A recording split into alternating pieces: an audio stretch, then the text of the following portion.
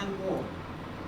They are innovators shaping visitor experiences, mentors, nurturing young talent, and leaders steering organizations through both calm and stormy waters. Our tourism sector, the lifeblood of our economy, is powered in large part by women. From the warm smiles that welcome our visitors at our airports and resorts, to the strategic decisions made in boardrooms, women continue to elevate the standard of service, creativity, and professionalism that defines Saint Lucia on the global stage. But today is not only about acknowledging contribution, it is about affirming the value of our contributors. It is about recognizing that empowerment cannot be a slogan or a symbol. It must be a strategy. It is essential. As an association, the SLHTA remains committed to fostering environments where women are supported in leadership, entrepreneurship, skills development, and innovation. We recognize that true progress requires intentional mentorship, equitable policies, and inclusive spaces that allow talent, regardless of gender, to flourish. Yet, while we celebrate progress, we must also acknowledge the work still ahead.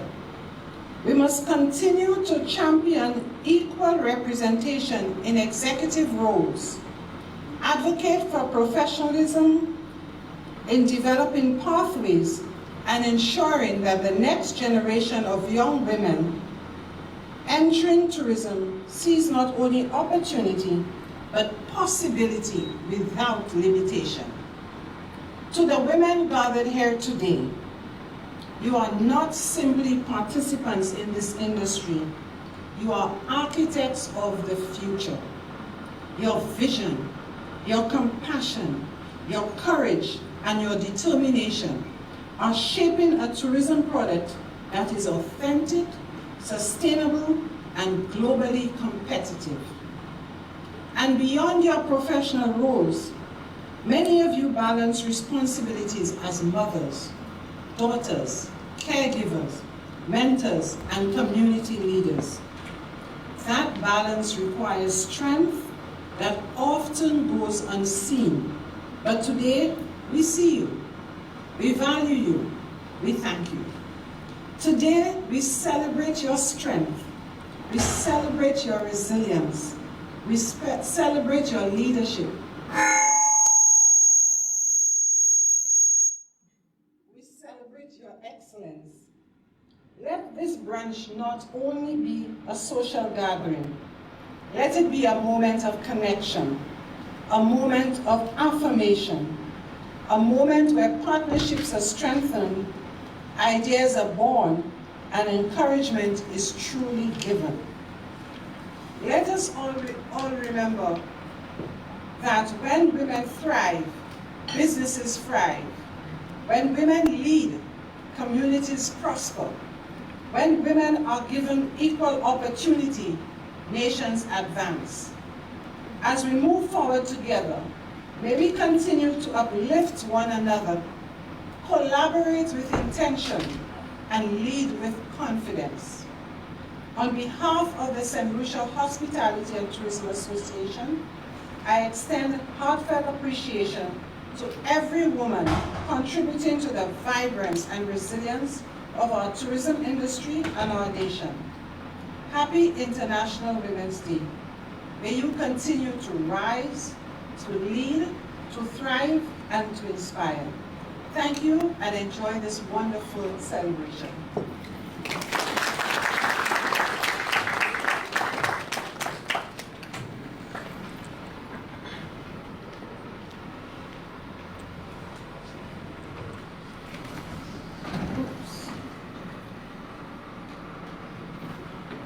Thank you, President Louise.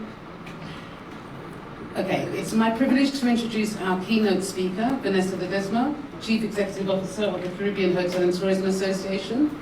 With over 25 years of service, Vanessa has risen from meeting planner to CEO, becoming the first Spanish-speaking leader of the organization. Her leadership has united voices across the region and strengthened the Caribbean's global tourism presence. Please join me in welcoming Vanessa Ledesma.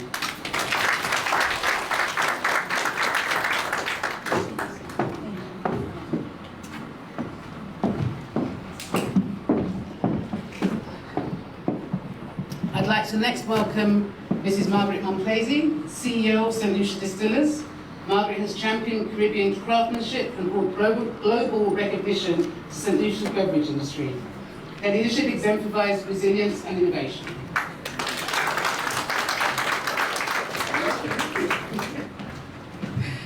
Next, we are honoured to have Mrs. Lorraine Sidoni, CEO of Events Saint Lucia. Since 2019, Lorraine has steered Saint Lucia's national events with creativity and strategic vision, elevating the island's cultural and tourism profile.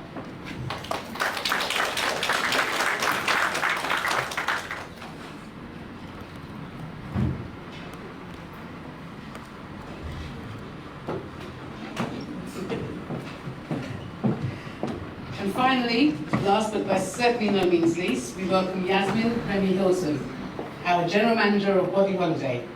As GM of one of the Caribbean's premier resorts, Yasmin brings a wealth of expertise in hospitality management, guest experience, reflecting the strength and innovation of women driving excellence in tourism.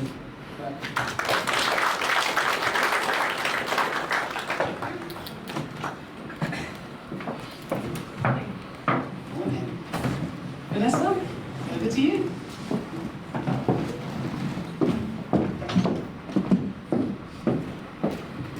Buenos dias, good morning. Happy International Women's Day. Thank you so much for being here with us today. It's a pleasure and an honor to be surrounded by beautiful women, all the colors, and to be in the beautiful island of Saint Lucia.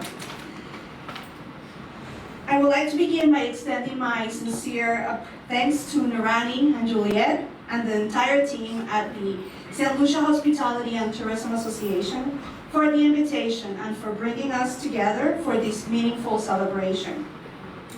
It feels especially fitting to celebrate International Women's Day here in Saint Lucia, the only country in the world named after a woman.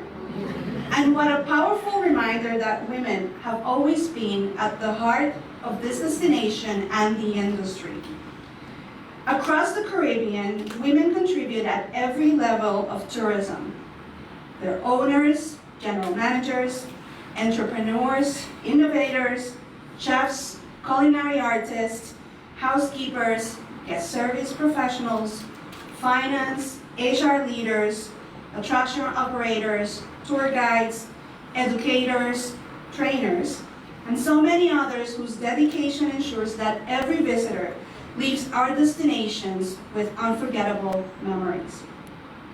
Each of these roles represent a pillar in our industry.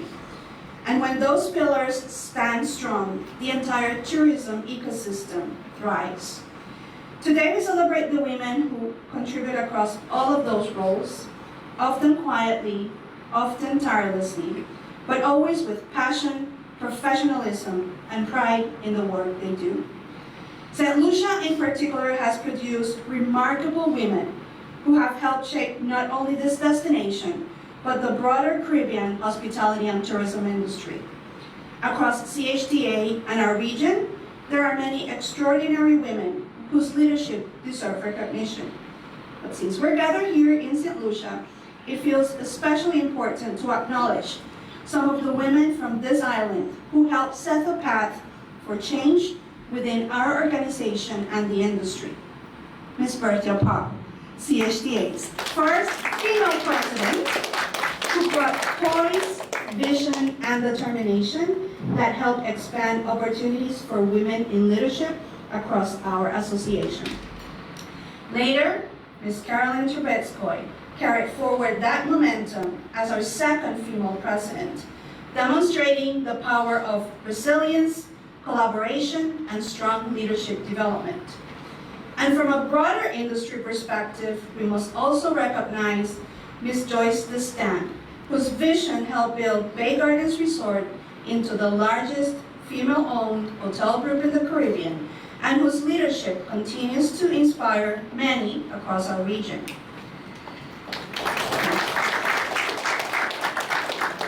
Women like this have helped shape the path forward, not only for our organization, but for future generations of leaders. Today, we're also celebrating a remarkable group of women who are being recognized by the Saint Lucia Hospitality and Tourism Association.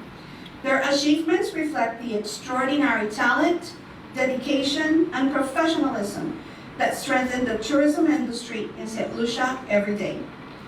The women recognized today represent leadership across hotel operations, finance, human resources, culinary arts, guest services, events management, security, housekeeping, and many others that keep our tourism industry thriving. Each of these women represents dedication, professionalism, and a commitment to excellence that strengthens not only their organizations, but the entire tourism ecosystem in Saint Lucia. At this time, I would like to ask all of the women being recognized today to please stand so we may recognize you. Stand, please.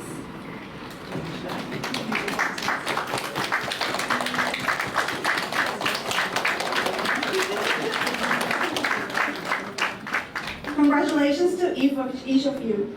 Your contributions and leadership matter, and the impact you make every day does not go unnoticed. Saint Lucia has also produced champions who remind us what dedication and perseverance can achieve. We have all watched with pride as Julian Alfred has risen on the world stage, representing Saint Lucia with extraordinary determination and excellence. Her journey reminds us that talent, discipline, and belief can take us further than we ever imagined. In many ways, the women in this room embody that same spirit, striving for excellence and representing our destinations with pride. One area where this spirit of excellence shines brightly is in the culinary arts. I understand that members of the Saint Lucia culinary team are with us today, and I want to acknowledge the extraordinary work of chefs and bartenders across the region who serve as ambassadors for Caribbean cuisine.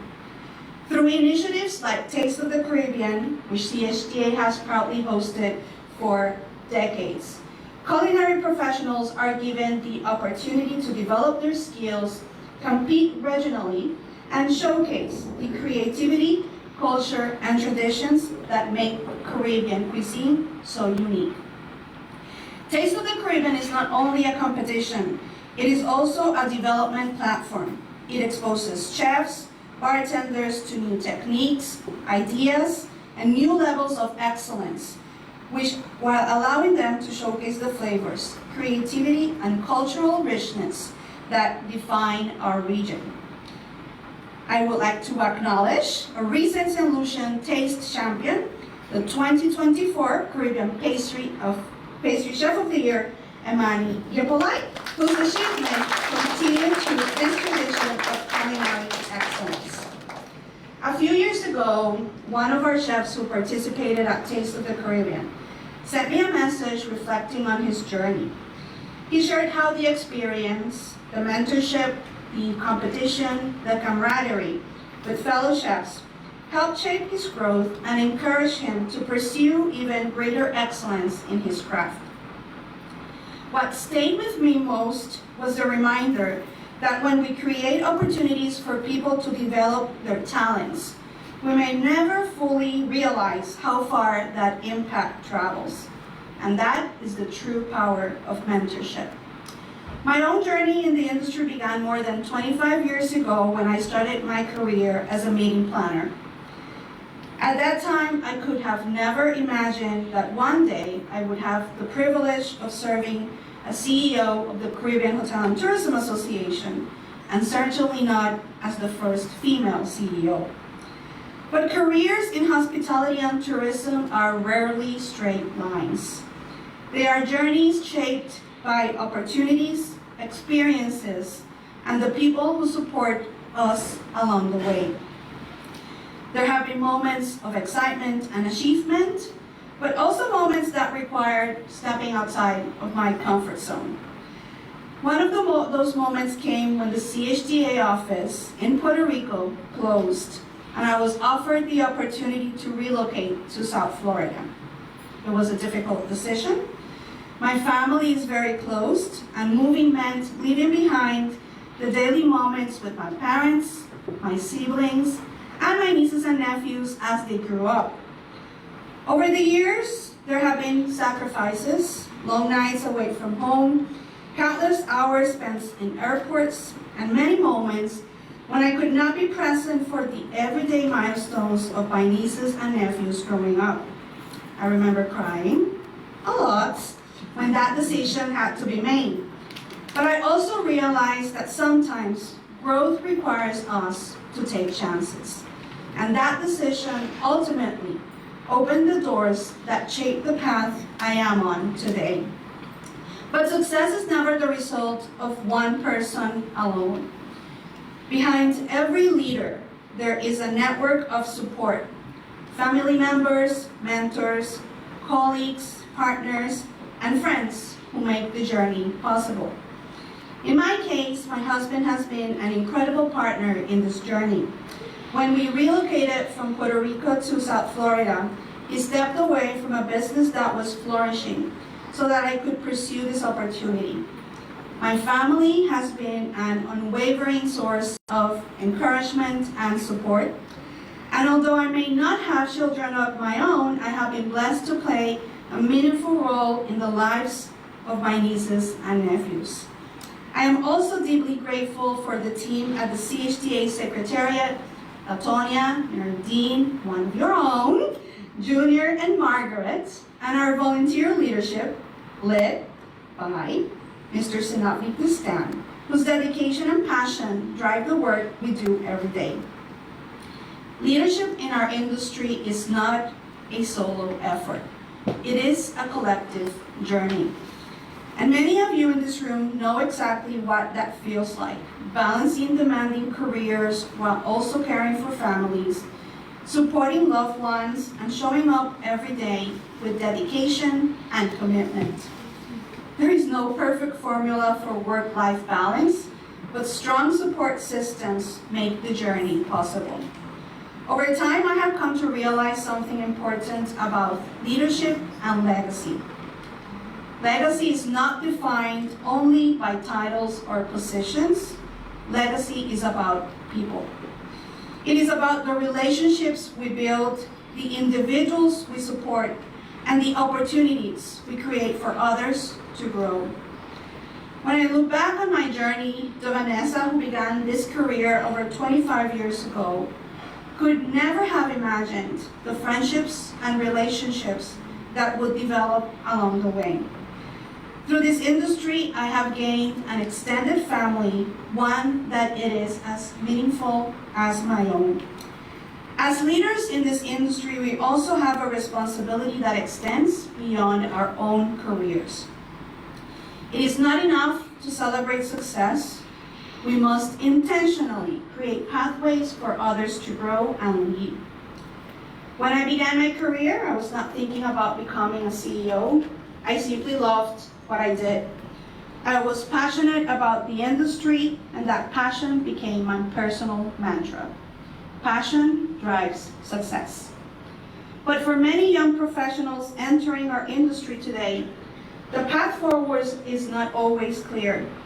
That is why mentorship, leadership development, and inclusive workplaces are so important. At SLHTA, we have taken steps in this direction through initiatives like our Young Leaders Program, which helps prepare emerging professionals to take on leadership roles within our industry. We also recently updated our bylaws to include 2 board seats specifically for young leaders, ensuring that the voices of the next generation are part of our discussions and decision-making. One of those leaders is Jetsuri Marshall from Bay Gardens Resorts, representing Saint Lucia and demonstrating the incredible talent that exists within this region. Looking ahead, one of the initiatives I am passionate about expanding is outreach to students who may not yet realize the incredible opportunities that exist within the hospitality and tourism industry. Our industry offers pathways for so many different talents. If you love storytelling, you can help share the story of your destination with the world. If you enjoy numbers and analytics, you may become a revenue manager or financial leader. If you're creative, the culinary arts may become your stage. If you're passionate about engineering, sustainability, you can shape the infrastructure of tourism's future. Hospitality and tourism is one of the few industries where so many different passions can find a home. So I would like to offer a challenge to everyone here today. Take the time to speak with a student. Visit a school. Help young people understand that tourism is not a job. It can be a meaningful and fulfilling career. Because when we open those doors, we create opportunities for the next generation to thrive. And before I close, I would like to ask you for something simple. On Friday evening, I crossed off something from my bucket list. I attended a live performance by Hollywood actor Hugh Jackman, Wolverine, The Greatest Showman. During the show, he performed a song from the musical Dear Evan Hansen called You Will Be Found. The message stayed with me. So I would like to ask each of you to take a moment and think about one woman who helped shape your journey. Someone who encouraged you, mentored you, supported you, or believed in you when you needed the most. Now, imagine the impact we could have if each one of us choose to be that person for someone else. When we lift others, when we create space for them to grow and lead, we send a powerful message that their voices matter, their talents matter, and their contributions will be seen. And that is how we ensure that the next generation of women in hospitality and tourism will continue to rise. Thank you, and happy International Women's Day.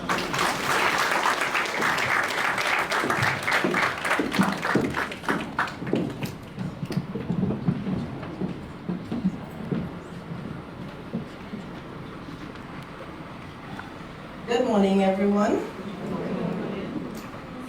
As a young girl, working during the Christmas holidays in Cox & Company toy store, I had no grand career plan. I certainly never imagined that one day I would be leading one of the Caribbean's most respected rum producers.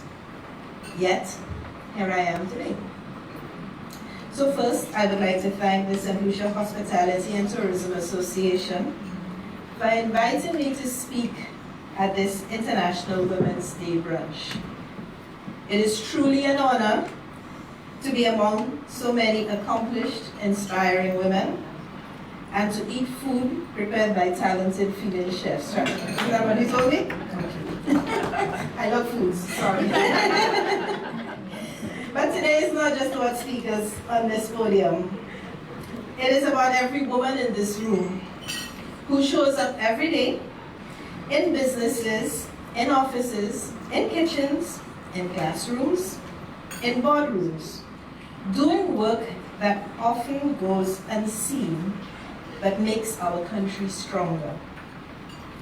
So before we go further, I would like to just recognize every woman in this room and say thank you. For those who may not know me, I am Margaret Monplaisy, and for the past 42 years, I have had the privilege of growing alongside the Saint Lucia Distillers group of companies, where I now serve as Chief Executive Officer. But titles don't tell a story.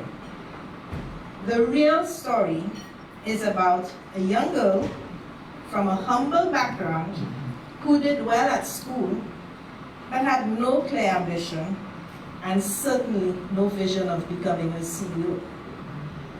My journey did not begin in a boardroom. It began with small opportunities. As I indicated, during Christmas holidays, I worked at Cox & Company. And during my summer holidays, I worked at Malabar Beach Hotel, doing whatever tasks were assigned to me. So when I finished school, it was no surprise that the Barnard family called and said, "We have a job for you." Of course, I assumed it would be an entry-level job. Instead, I was told I would manage a small hotel company called Barbie Limited. I was young. I was female. I had no formal education beyond my A-levels, and I was absolutely terrified. But I settled in. By day, I was out making sales. By night, I was doing bookkeeping and by hand in these huge ledgers. And if anybody remembers those. 10 years later, we had grown to a team of 28 employees with, I should have said at the beginning, the company had 2 employees and very modest sales. 10 years later, we had grown to a team of 28 employees with multi-million-dollar revenue. Not because I had all the answers, but because I was willing to work hard and learn. For example, I noticed the computer sitting unused in the office. I asked someone to help me learn to use it and create spreadsheets that would modernize our bookkeeping. That small innovation changed everything. Suddenly, I was no longer spending hours filling in ledgers, and we later went on to introduce accounting software that generated the financial reports automatically. So I had a life again. Sometimes breaking barriers isn't dramatic. Sometimes it's simply asking, why are we still doing it this way? Barbie distributed products manufactured by Saint Lucia distillers. But at the time, we did not have their core product, Bounty Rum. When the distributor gave up the agency, I didn't hesitate. Next morning, I went straight down to the distillery and presented my case as to why Barbie should be given the distribution, and we were part of the group after all. That decision changed my life. I was appointed commercial director, given a seat on the board of Saint Lucia Distillers, and made responsible for all commercial activities for the group. And I went door to door, selling rum. I helped build the Bounty brand, one relationship at a time. Along the way, I learned about manufacturing. I learned about craftsmanship. I learned that every bottle represents people, their skill, their pride, and their creativity. But growth was never just about products. It was always about people. Before I go further, I want to acknowledge someone very special, Jacinta James. Will you stand? Jacinta was the first salesperson I hired at Barbie. She has walked this journey with me from those early days of 2 employees to the organization that we are today. Jacinta, thank you for your loyalty, your resilience, and your belief, even when things were uncertain. We also have Joselle here. Joselle and anyone else from my team, I saw Pontinos in the back, he's male, but he was hiding, who are here today. Joselle, just please stand. Leadership is not a solo act. Whatever I have accomplished has been built on the strength and dedication and commitment of people like you.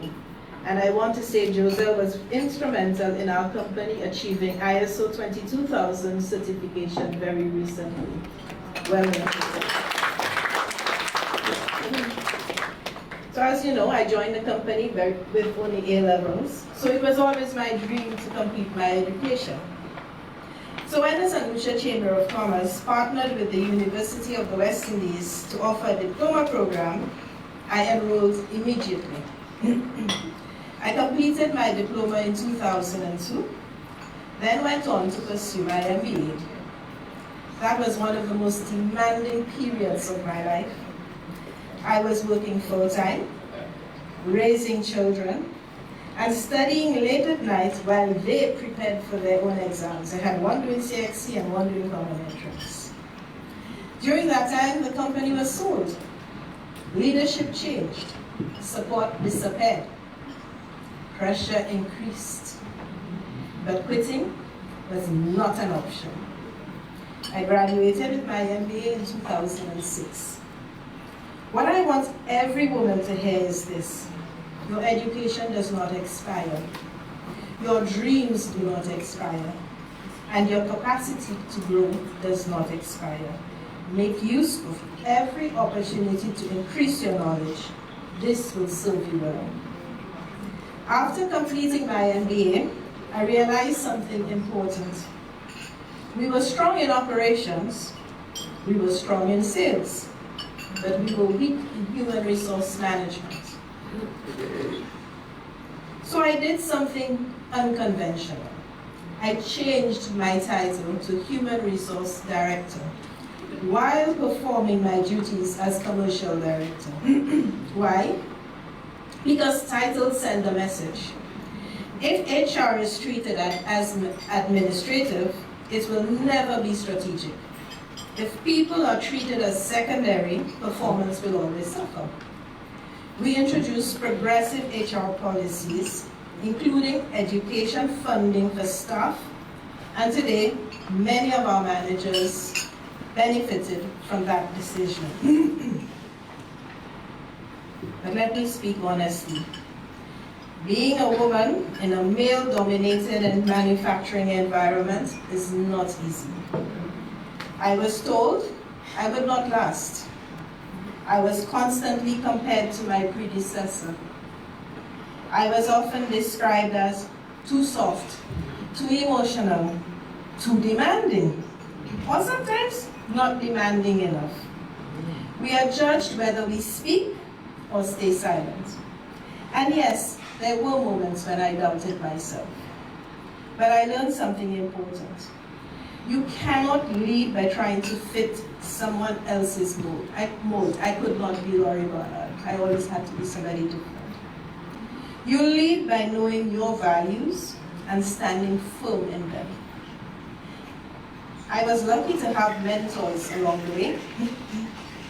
My mother, who was a bank manager, guided me when Barbie struggled financially. And Laurie Barnard mentored me through most of my career. Mentorship is not optional, it is a responsibility. If you are in a position of influence, reach back and pull someone forward. Because none of us arrived here alone. Someone opened the door for us. Someone believed in us. Someone gave us a chance before we felt ready. And now, it is our turn to do the same.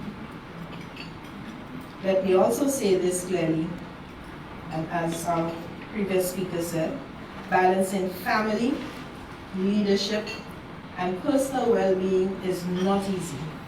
There were late nights, sacrifices, moments of exhaustion.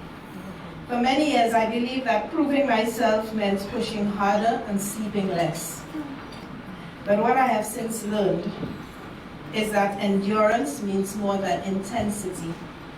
Today, I train 4 days a week at CrossFit. I know I don't look it, but I love food, like I said, and practice yoga every Saturday. Not because I'm an athlete, but because leadership requires stamina. Physical strength supports mental strength. Taking care of your health is not selfish, it is strategic. Rest, exercise, laugh, protect your peace. Because leadership is a marathon, not a sprint. When I reflect on what made this journey possible, a few things stand out. I had passion for the work. I genuinely cared about people and they supported me. I kept learning. And when doors closed, I looked for windows. But perhaps most importantly, I stayed. I stayed when it was hard. I stayed when I was doubted. I stayed when I was compared to others. Consistency builds credibility. That young girl in the toy shop could not see the future, but she showed up. She worked hard. She stayed curious. Step by step, door by door, she built a life of purpose. And the truth is, there are many stories like this in this room today. Women who started with little, but built something meaningful through persistence, courage, and belief in themselves. So wherever you are in your journey, whether you are just beginning, changing direction, or starting again, remember this. The small steps you take today are building the leader you will become tomorrow. Keep going. The world needs what you bring to it. Happy International Women's Day, and thank you, everybody.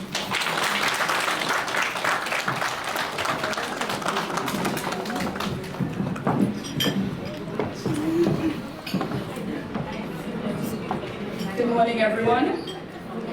You do look lovely, and I thank you for this opportunity.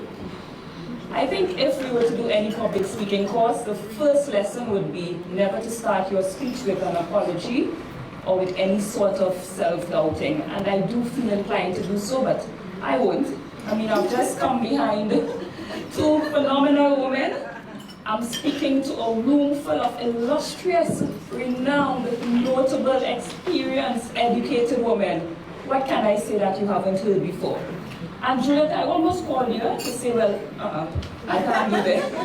And then I met a friend at Bay Walk, maybe about 2 weeks ago, Gail.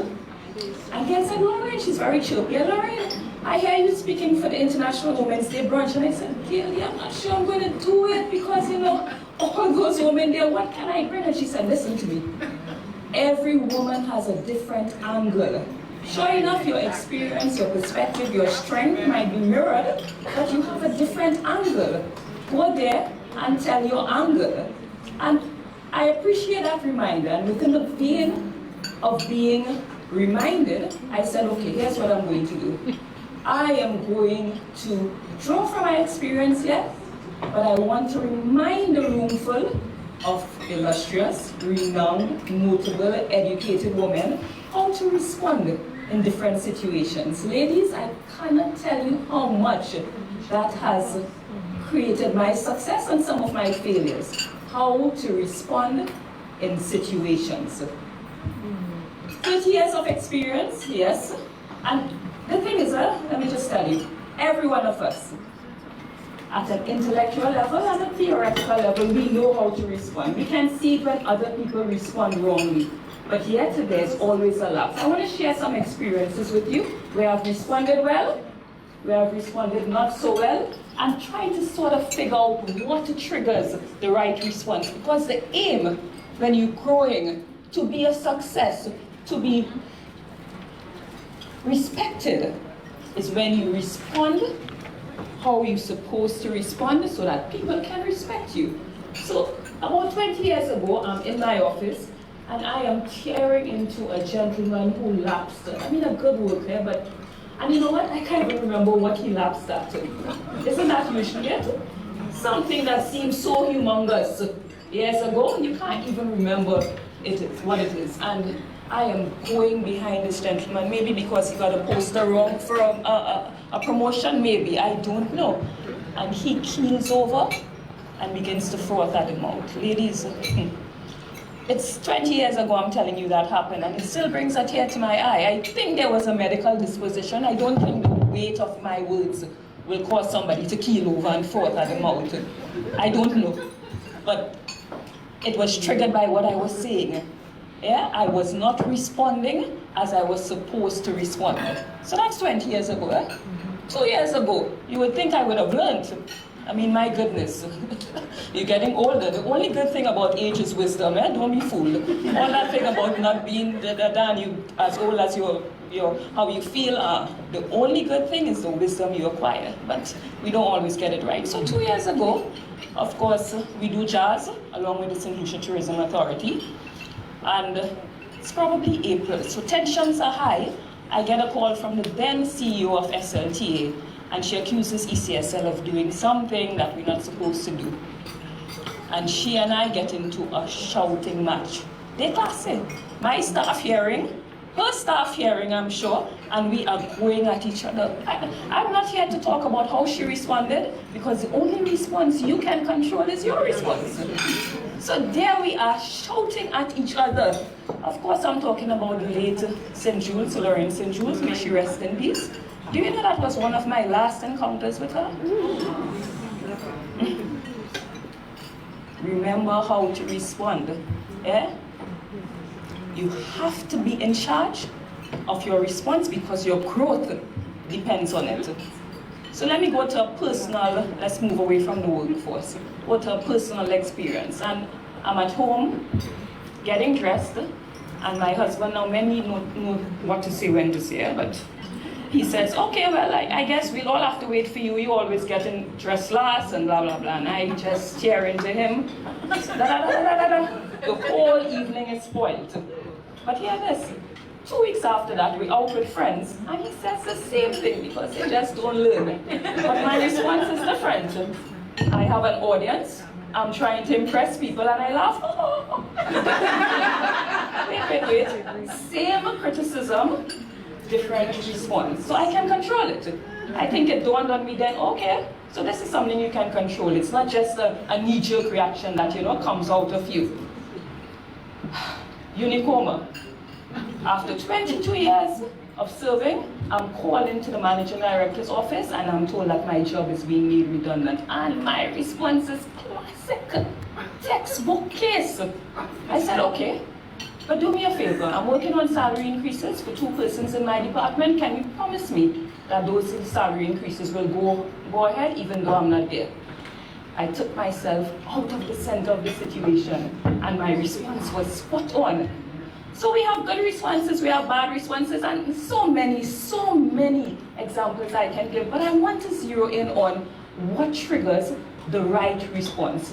Because we need to make the right response our default response. Ladies, that is how you grow in this industry. And sure enough, there are lots of lessons, but it is how you respond, because that's what people are seeing, that's what they're feeding from. The one thing I can tell you is feed your thoughts with positive things. Your gateway here, guard it. We put expensive locks on our doors, but you see this? Guard that mind.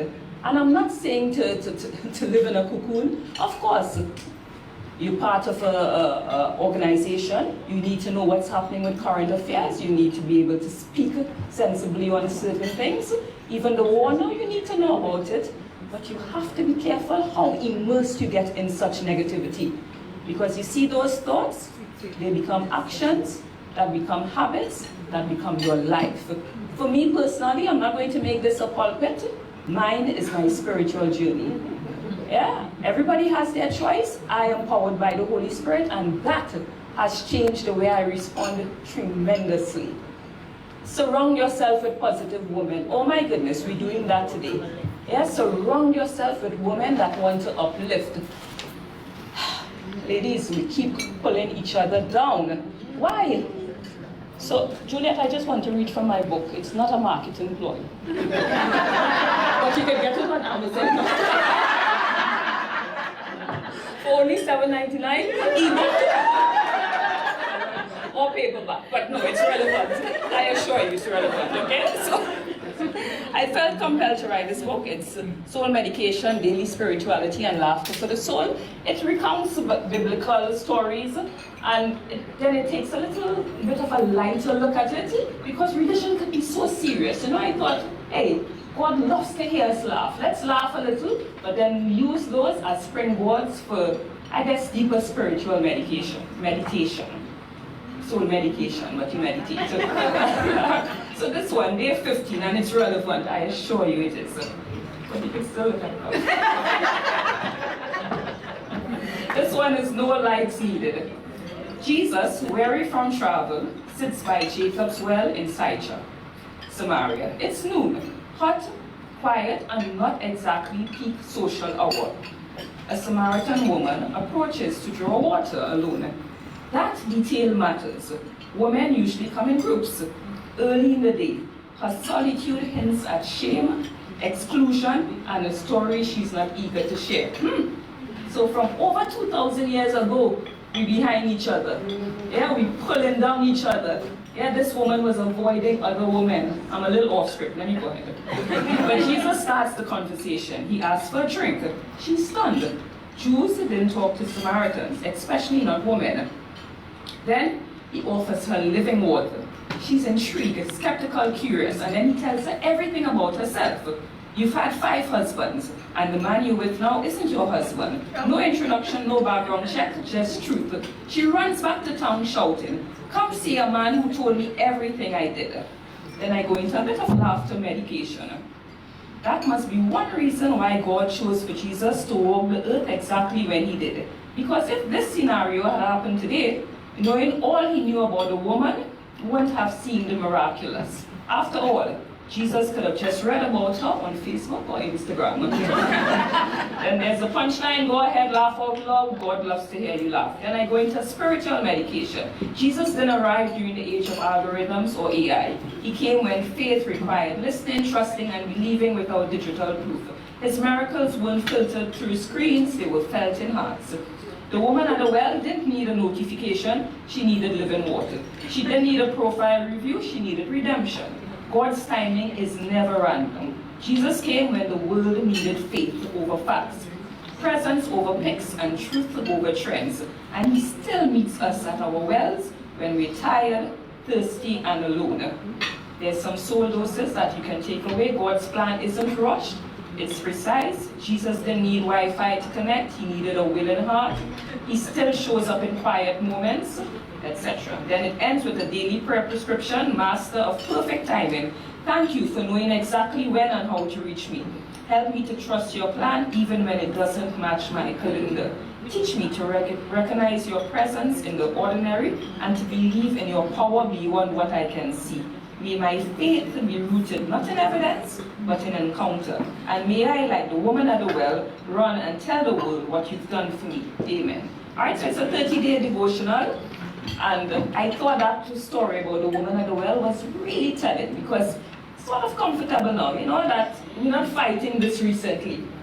For years and years, and maybe even before these biblical times, we have, as my mom would say, not just mastered the art of pulling each other down, you know, we have a PhD. Pull her down. Let's stop that. Yeah? Let's stop that, ladies, because we have enough other elements coming against us. We can't be against each other as well. All right, that, once you get that and you practice it, your response becomes the right response by default. Another thing is giving and gratitude. And the theme for this year, International Women's Day 2026, is gift again. Yeah, giving is not a subtraction, it is intentional multiplication. Let's give and let's be grateful for all we have. You know, we're in the top 1% just in this room in terms of what we have, our experiences, our blessings, top 1%.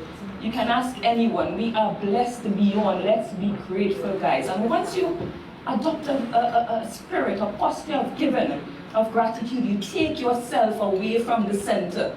And in taking away that center focus, you become less defensive, you become aware of others, you respond right. And of course, continuous learning. Happy that you guys are here. It means that you invested in your growth and development. That is key. And of course, look for the triggers. You know when you're going to respond bad.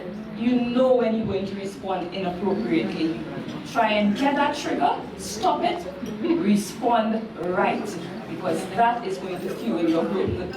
Ladies and gentlemen, thank you, thank you, thank you. Women, you're gorgeous, you've done well. So happy to be here, happy to be in your company. Lots of work to be done. Let's remember how to respond always. Thank you. Good morning, ladies. That's been a tough act to follow.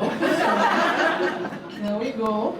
Let me first introduce myself. I'm Yasmin Remy Hilton, and right now I serve in the role as General Manager for Body Holiday, which is one of our resorts on the island for anybody who doesn't know. So I have been in hospitality for an obscene amount of time. I'm not going to tell you how long because you're going to do the math quickly. And then, you know, no matter how good the makeup is, you know. I became GM in my 20s. So I've been doing that role for quite a long time. And being in leadership as a woman in hospitality has been a very eventful journey. I wanted to start this though by giving you a little bit of a chuckle, right? Following my lead here. So I saw this really funny clip on Instagram recently that said that women, without interference, should be allowed to name their children after the things they love. And so, the lady in the clip, you see her running to the bottom of the staircase, shouting upstairs to one of her children, "White Zinfandel!" The child says, "Yes, get down here and come and apologize to Coffee and Carbs." I said to my son, my first son, I said, "I'm renaming you Carbs." And looking at what we're all having today, a lot of us want to rename our children to Carbs. We're all in the right together. Ladies, it is truly a pleasure to be here. I can see that there are really, really remarkable women in the room, and you contribute to this really special industry every single day, making it what it is. It's one of the most important industries in Saint Lucia. But tourism is not just an economic engine for our country. It really is the story that we tell the world about who we are. And that's really close to my heart. And behind that story are us, right? We're the ones who are curating and writing the story, and as well shaping what that story is going to be in the future. So when I was asked to speak about my journey in this industry, I spent some time thinking about what would be meaningful. And I thought, of course, yes, I could talk about titles and milestones, promotions, whatever the case is, and career steps. But for me, the truth is that these are not really the things that help others most. What I wish is that someone had shared with me earlier in my career the lessons that shape how we grow, how we advocate for ourselves, and how we can take the lead. So this story here about responding right was one I needed to learn along the way. And it's still, you know, it's still a work in progress. It's a journey. But I think, you have to say, I think I'm doing better already. So today I want to share with you 4 things that I wish I had known earlier, but the kinds of lessons that generally we tend to learn the hard way, as needed. So, first and foremost, ladies, I implore you to make your impact visible. Many of us, we were raised to believe that if we work hard, we keep our heads down, and deliver excellent results, that someone will notice. And sometimes they do. In my career, I think I was fortunate enough to be seen. But this often is dependent on the type of manager you have. And if you don't have one who is also involved and, you know, and all that, they may not. The reality of leadership and career growth is that visibility matters just as much as performance does. So early in my career, I believed that work would speak for itself. What I eventually learned is that work needs a voice. It needs a microphone, right? You have to tout it.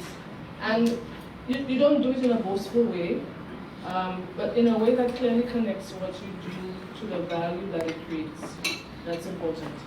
When you improve, whether it be customer service, you solve operational problems, and you elevate the experience overall, that is impact. And impact deserves to be understood. You need to record it keep your little diary of the things that you've done, because like me, I forget along the way. But you know the work that you put into it, right? And then when it comes time for you to then communicate that to someone else, you're at a block. You can't come in, you can't articulate it, record it, and voice it, right? 2 practical tools that can be used to do that. First, you get into the habit of connecting your work to outcomes, right? So instead of saying, I worked on improving the check-in process, say instead that we streamlined the check-in process. Of course, fancy up your words to it. We streamlined the check-in process, which reduced wait times and improved guest satisfaction scores by X, right? No one can dispute that. You got your stats. Leaders listen for those results, and they don't just listen for activity. Because you know how sometimes our way of communicating, I'm working so hard, hey? Right? And that's as far as it goes. Second, you need to share your wins, especially with the people who influence the decisions. So don't leave it to just your immediate supervisor, and look for those opportunities that will allow you to soundboard and sound it out beyond. So this can be just as simple as sending a short update after a project. Just wanting to share that this initiative redounded in X, Y, and Z, and this is our result right now. It's not bragging. It's really just ensuring that your contribution is visible. I personally struggle with this because it's not in my nature to toot my own horn, as they say, and it still feels uncomfortable to lead. But I assure you, it's got to be done.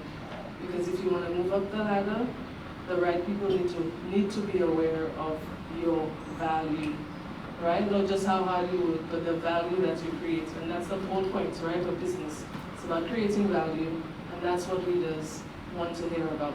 And that's how you convince others. So number 2, step into opportunities before you feel perfectly ready. So perhaps many of us will relate to this one.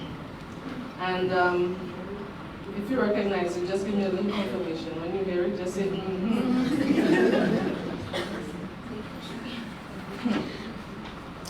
We often feel we must be fully prepared. I wasn't sort of completely qualified and absolutely confident before raising our hand at the next opportunity. What is wrong with us? Huh? We wait until we feel ready. Research shows that while only 7% of women will put themselves forward for a role they feel they're not ready yet, 67% of men will. That's a staggering statistic. Right? And more than half the time, we're more ready than them. They have no clue, but they don't care. So here's what I discovered. Confidence can come after the opportunity, ladies. It's not necessarily before. So some of the most defining moments in my own career came when I stepped into roles that stretched me and pushed me beyond what felt comfortable.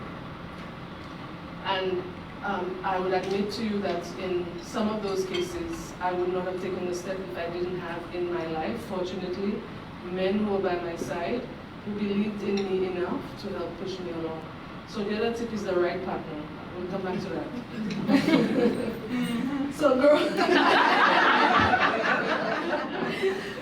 So ladies, the growth really rarely happens in the comfort zone. And if that is what we seek, the growth, we have to be prepared for the discomfort.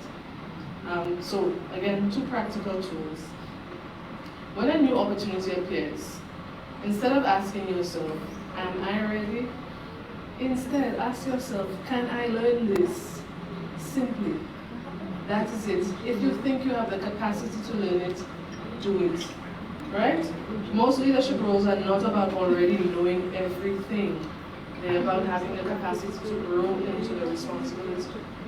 So second, build a confidence circle.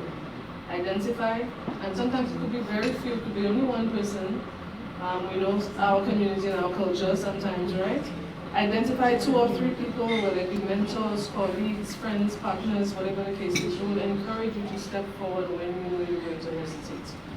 right? So keep those people close.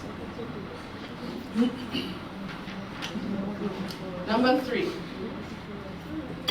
avoid taking on too much invisible work.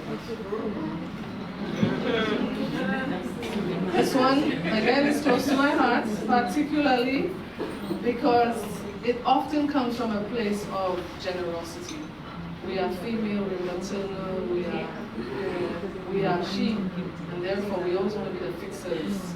We always want to bring the solutions and be there for others and do what it is that it takes to be there.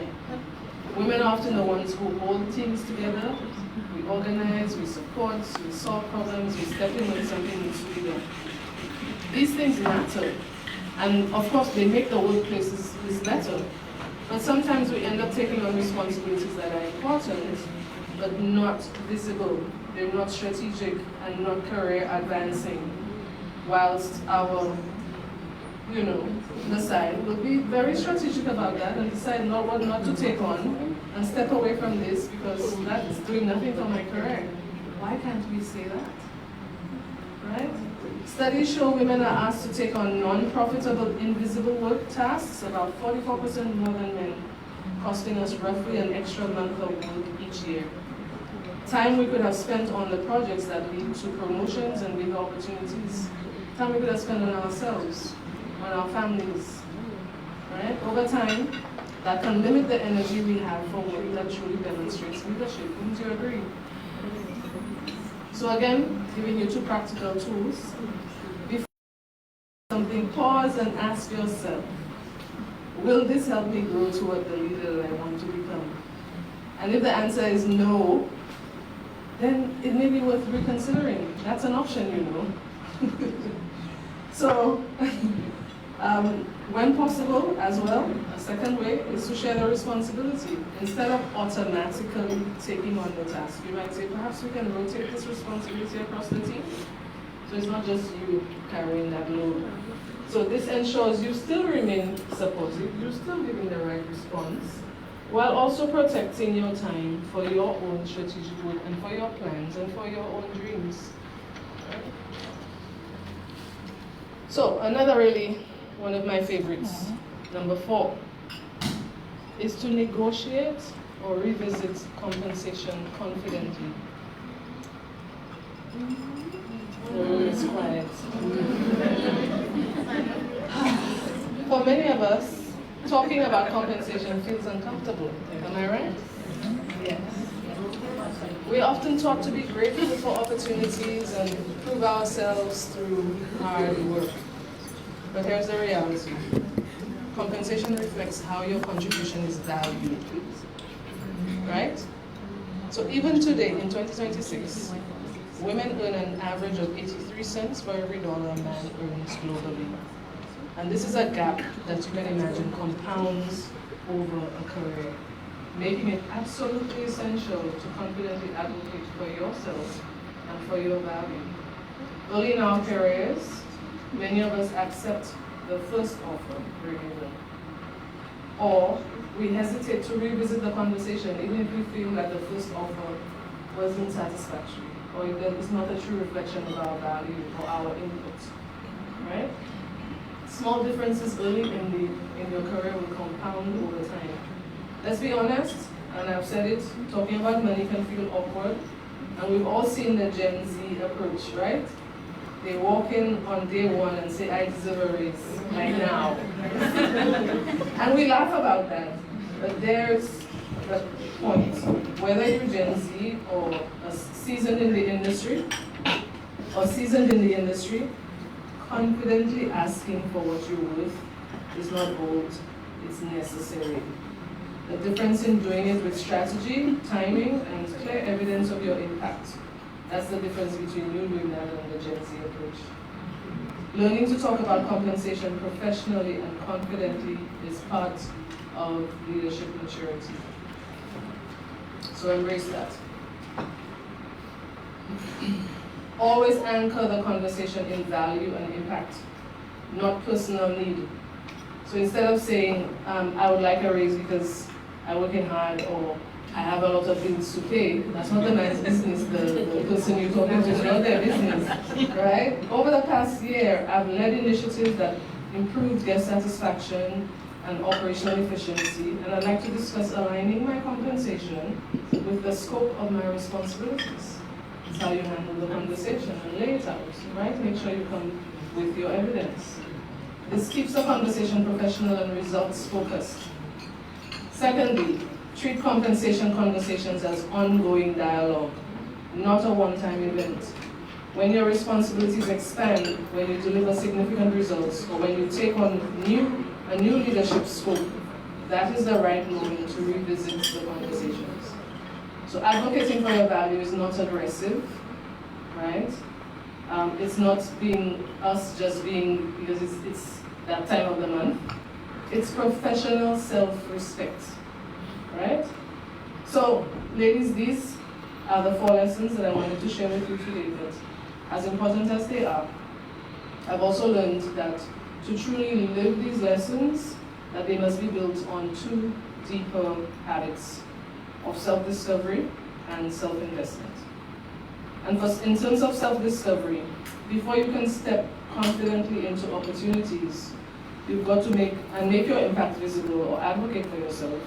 You need to understand who you are, what drives you, and what you truly want from your career.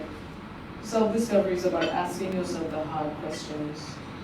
Where do I thrive? Where do I really do well, and therefore add the most value? And so therefore maybe that's where my focus should be.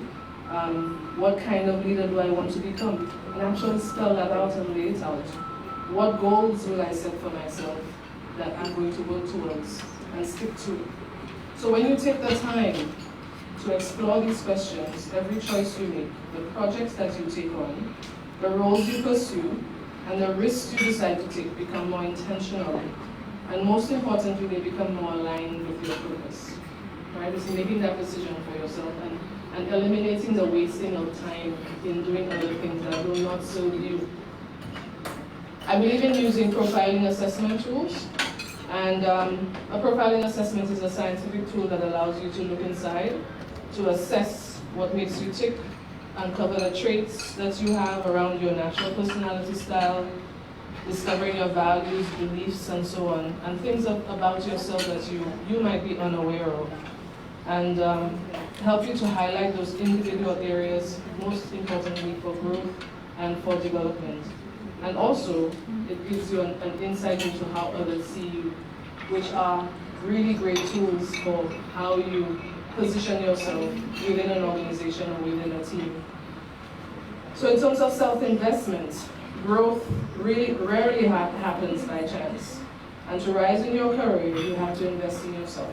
Obviously, your skills, your knowledge, and your confidence.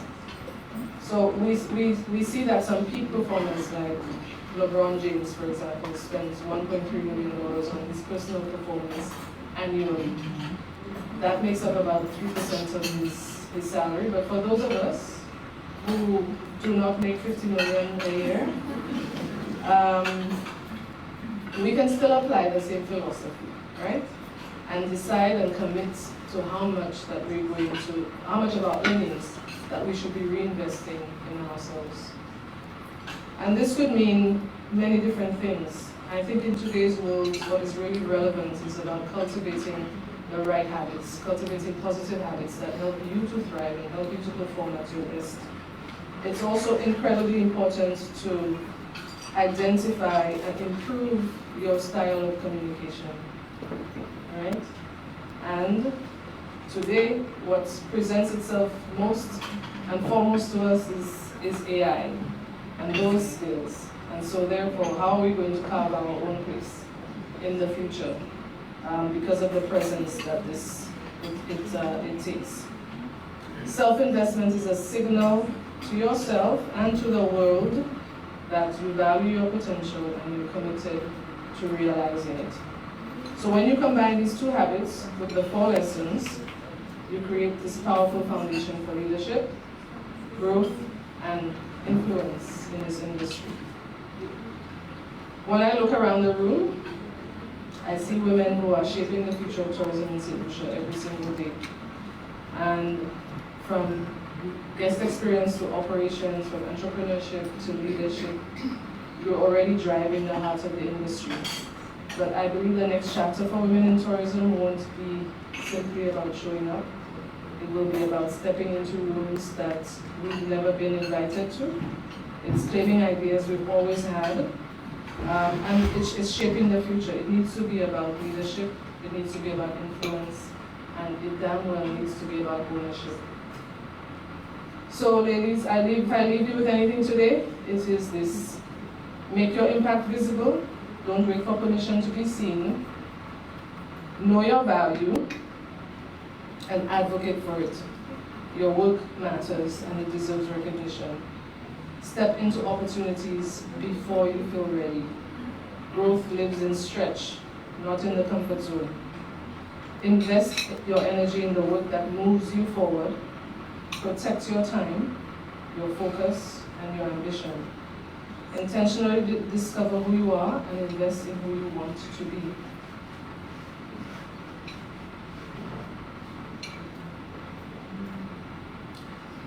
And I think, most importantly, we must ensure that we are creating space for other women around us. As soon as you have that opportunity, ladies, I implore you, as soon as you have a position of influence, create the space for the next person. And that is what will shape the future of our industry and keep women where we need to be. And so when someone asks you what you bring to the table, keep in mind that with all of what we do, at work, at home, everywhere else, that we are the damn table. All right? Thank you, and wishing you all very happy to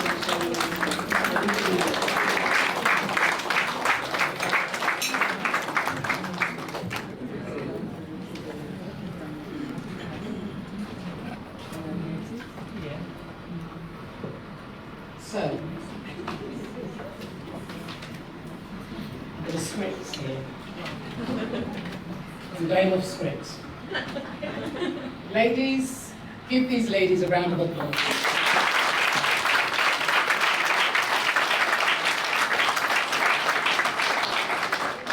You guys, I'm going to fall off the step. You guys just blew my mind.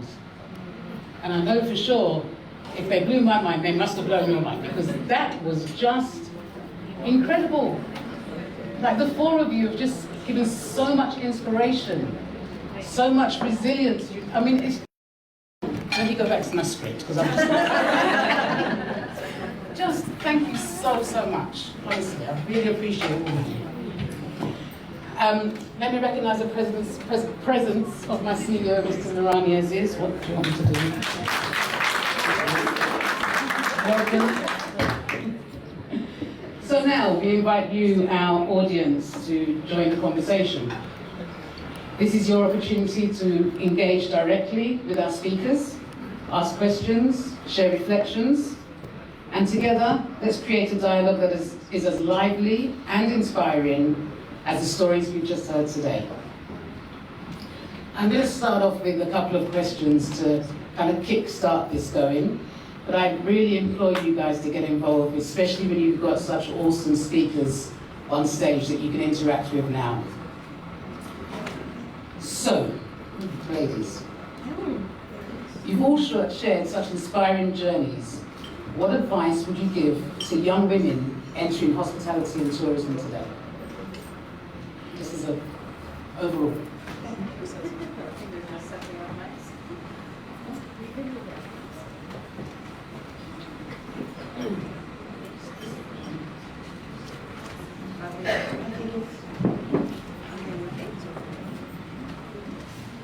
Young women that are entering hospitality and tourism today, what one snippet would you give to them? I think it's important to recognize early on that advancement is not a solo journey, right? And therefore, we have to be strategic in thinking about how we align ourselves especially as young women in whatever industry it is, whether it be hospitality and tourism. How we align ourselves. I think there's a statistic that says that you can advance as far as the net of the 7 people that you surround yourself with. And so think about those 7 people who are closest to you, and therefore, what are they bringing to your table, right? And think about how they can contribute, whether it be through, is it that you're looking for mentorship, you're looking for an advocate, in terms of a sponsor who can put your name out there and help you to progress and so on. But these relationships have to be intentional. It's hard for some of us to do, especially if you're not an extrovert and an outgoing person, but it's extremely important to establish those connections.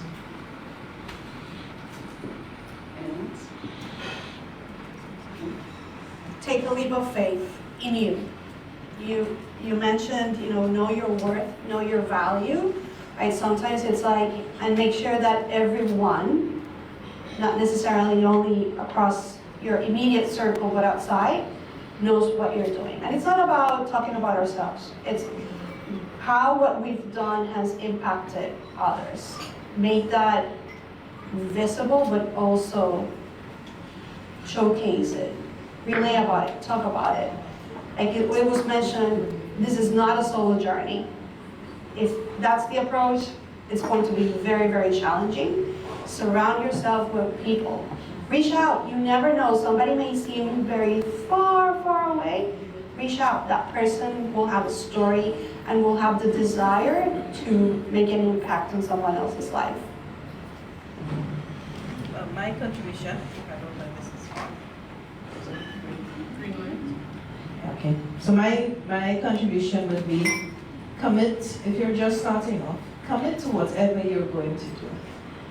And that it may not be exactly what you intended or wanted to do or planned to do, but you commit to it and make sure that you perform well and that, like Yasmin said, it's recognized. What are the KPIs? I mean, how do you measure what you're doing and ensure that your higher-ups are aware of your performance? But indeed, very important, commit. Don't say, well, it's not the job I wanted, it's not what I wanted to do. Commit and then find your passion as you go along. That will be my recommendation for youngsters starting. I think you need to be intentional. Intentionality now is a buzzword, but when I started my career, and I sense from my fellow speakers as well, there was no impetus for us to be intentional. We sort of stumbled along the way, and we got to thank God through assistance, through some luck, we got where we are today. But you've got to be intentional, and that's a message that comes across very loud now. So the younger ones, you have lots of guides in terms of being intentional. Yasmin gave some very good pointers. Embrace that. There's this thing where a letter from your future self. So when you're in your 20s, you write as if you're in your 40s or 50s, so that you can guide your path. It sounds a little cheesy, but I think it has some sort of merit. Be intentional about what you want to do and where you want to go, and of course, remember how to respond. Thank you. So, ladies, 15 minutes, 5 minutes, 10 minutes, over to you guys for questions. Rishma's at the back with a mic, so you can just raise your hand if you have any questions for the speakers at this moment.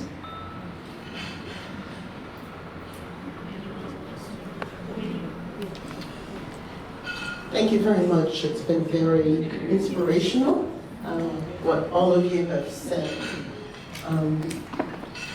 I'm retired, and so I want to hear from you in terms of what keeps you up late at night, given what is going on currently in the world, and how that may impact not just Saint Lucia, but the tourism industry and the connections within the Caribbean.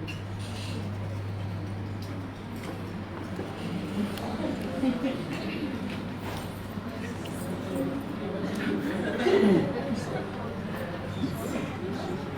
still processing. Well, to be honest, it depends on the day of the week. Every day is something else, right? I think what's important is for us to be able to compete better globally. And when I say that, I think it's across multiple platforms. I think when we think about how we raise our children, for example, we need to be raising them as children of the world, and not just this little bubble that we are in Saint Lucia. We need to ensure that even if that we can't afford for them to have international exposure, meaning a physical experience, we need to ensure that we are creating pathways for them to be able to have these exposures so that they can compete with their counterparts in other parts of the world. That is what's going to contribute to ensuring that our economy remains strong, that we still have intelligent and brilliant people in our society. On another front, I also think about our approach to our financial health.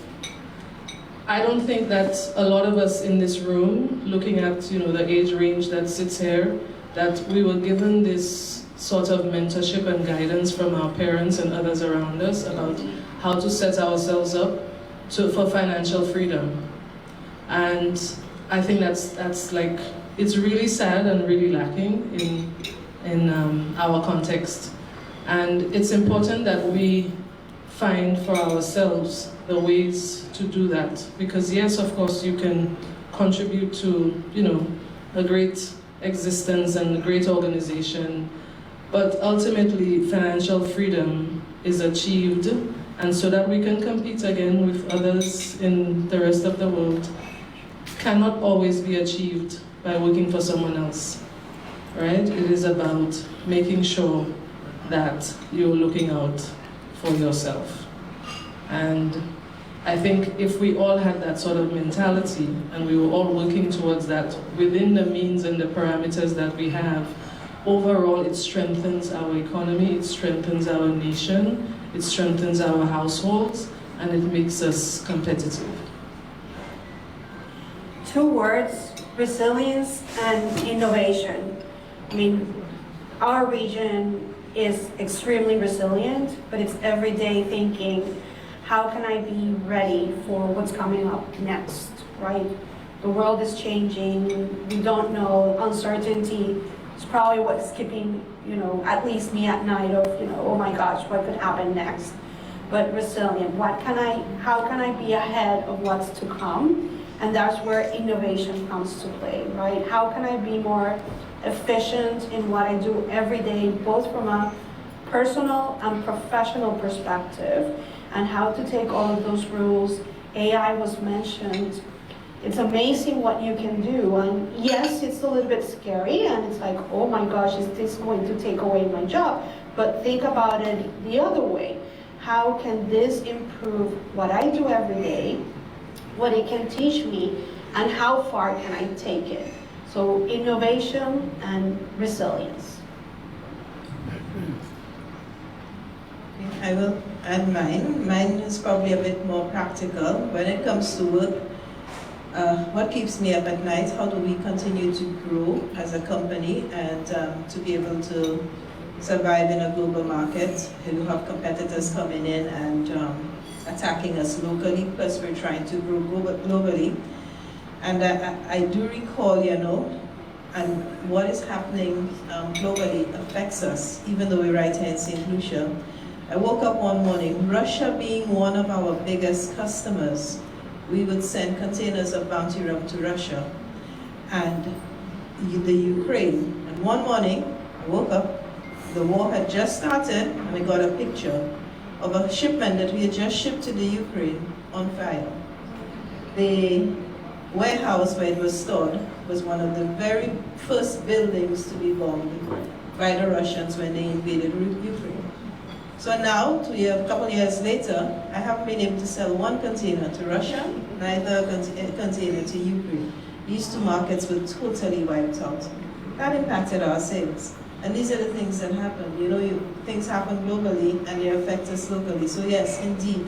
How do we pay the salaries? How do you know, you have to think of that. Everybody wants more, everybody needs more, but how do you grow that company? That, for me, is what really keeps me up at night. And on a personal level, it's about my children, you know. My kids are out there, I have a granddaughter. I mean, how are they going to survive? What's the future for them?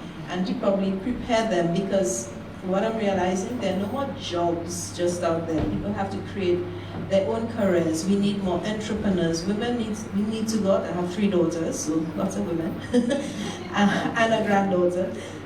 They have to go out and create their own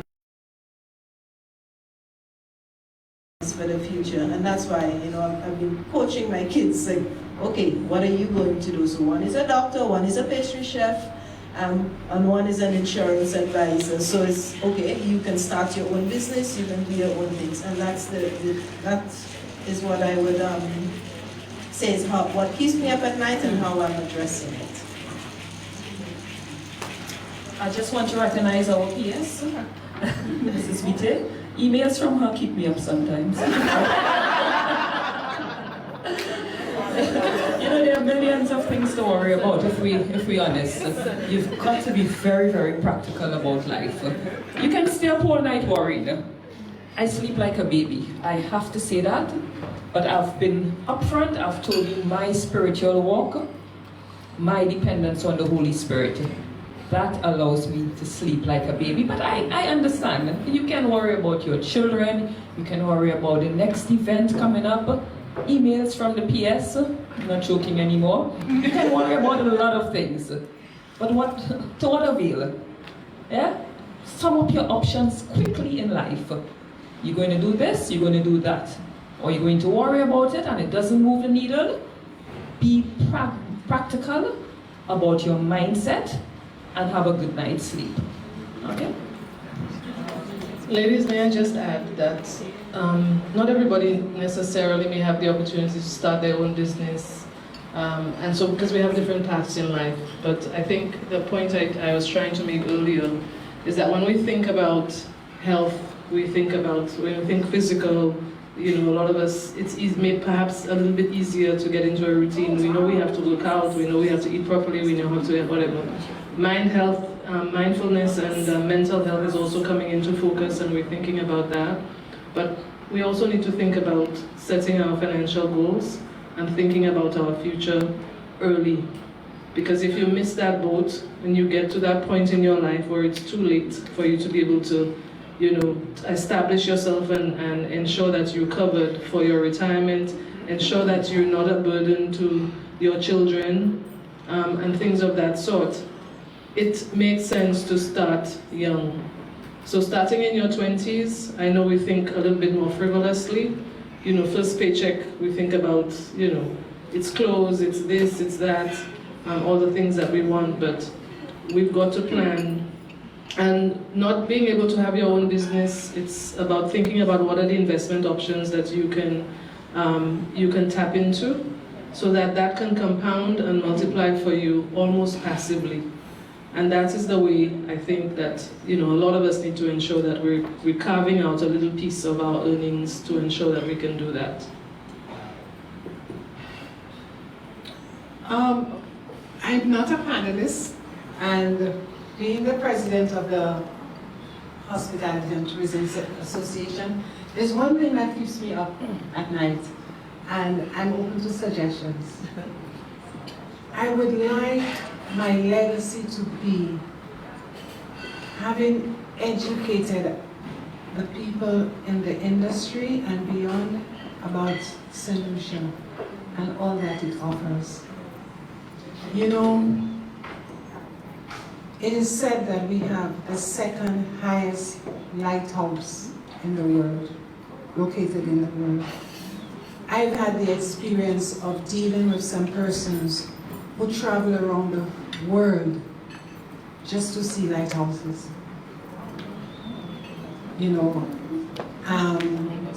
our market was named by National Geographic as one of the best markets in the world, one of the best food markets. And I could go on and on when I think about the battles that we fought here. When I think about my grandfather, I'm from the south of the island, I'm from Labrie. Labrie girls must shine. And my grandfather worked on what we call the base, which is now Ivanhoe International Airport. There's so many stories he told us about what happened there. And I think that Saint Lucia has so much of a story to tell that when I hear persons asking people at the front desk and frontline workers, what's there to do in Saint Lucia, and I hear some of the responses that are given, my heart breaks. Because there's so much storytelling, and that keeps me up late at night. How am I going to ensure that our story, this value of Saint Lucia and all that we have is brought not only to persons in the industry, but goes beyond. So yes, just let me sleep a little more, and you share your ideas with me as to how I can impart that to the younger generation and to persons in the industry. I thank you.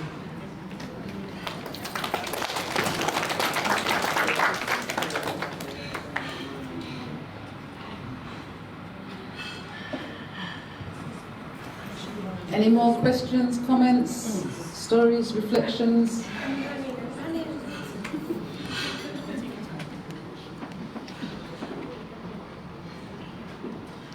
Well, mine is not a question so much. I heard Yasmin speak about opportunities.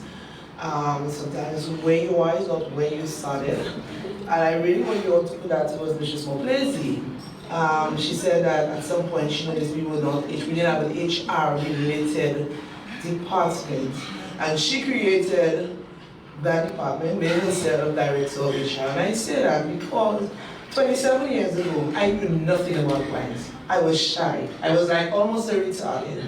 And I'll never forget, I always loved doing sales, but I wasn't really an outgoing person at that time. Now I'm like, when I step in the room is mine. But Mrs. Moplezi, I remember Mrs. Moplezi calling me into her office and saying, Lori Barnard wanted to speak to me. And I was like, oh, Mr. Barnard. I mean, I was scared. Lori Barnard says, Jacinta, I want you to go out to the road and start selling wines. And for about an hour, all what I said was, yes, Mr. Barnard, yes. For the life of me, I couldn't remember what I said yes to. And Margaret sat down in her office at her desk and she was laughing at me. But what I did, I took the opportunity, I tried it, I ran with it. I didn't know anything at the time about wine, so what I did, I educated myself. I went to WSCT, I did a number of courses, and for the past 27 years, I think I've done an amazing job. I've grown into my own, and I'm recognized in the tourism industry as being one of the salespeople who really know about wines. I mean, I feel so proud when a food and beverage manager will call and say, Jacinta, can you come and see me to discuss my wine list? You know, I put together a wine list. So I really want to say, not only to me, but all the other ladies in here, that when we get the opportunity, grab it to go from our hands. You know, let's not say, oh, I can't do it. Like one of the other things I still want to say, apart from this place, yes, being there, I have